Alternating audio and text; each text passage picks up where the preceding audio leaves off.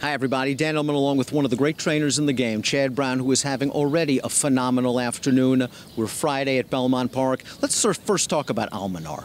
This is a horse that showed so much potential as a Grade 1 stakes winner on the turf, a very lengthy layoff. This was a tough spot today. You had Ticonderoga. You were fortunate enough to run 1-2, but I love the way Almanaar finished that race off. He did. He finished great. You know, this horse had a pretty serious injury, had a soft tissue injury, and the team at Shadwell did an unbelievable job to rehab this horse. They don't all come back this well, and this horse came back good.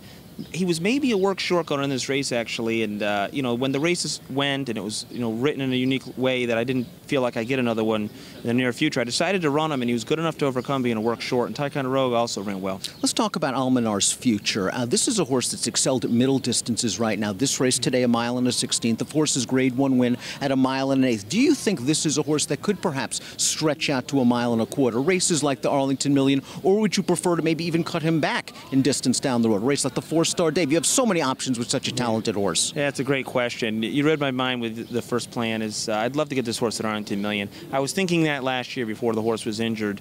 I think this horse can stay 1 mile and a quarter, and that's going to be my objective. If I can get one more race in between now and the Arlington Million, that's what I'm going to try. Now let's talk about Lewis Bay's victory in the Bed of Roses. You upset a hot favorite in American Gal. That filly didn't break. Lewis Bay is so honest, and she broke, and she put herself in a great spot. Arad really gave her a great ride here. She's had a couple of little niggling problems leading up to this race as well. Let's talk about the quarter crack issue. Yeah, I mean, she ran the Humana. She ran a credible third, but came out of that race with a quarter crack off that sealed track, and we needed to get it fixed up. And she came back and breezed well.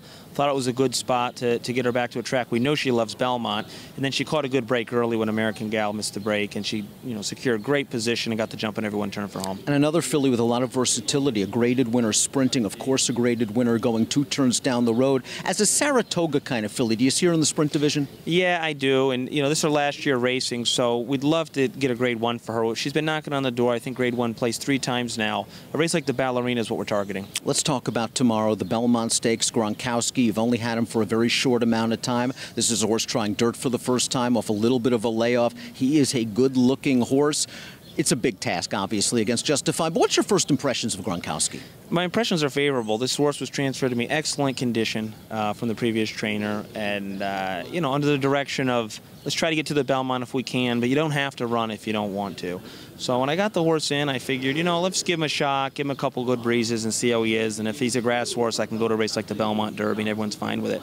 And I'll tell you, this horse breathes very well on the dirt. I was impressed, and I can't keep him out of the race with what I saw. Chad's already got 2 big wins on the Friday card. He's got a couple of other bullets a little bit later on, and he's got Gronkowski Saturday in the Belmont trying to upset Justify as that one goes for the historic Triple Crown. Chad, best of luck. Thanks for having me.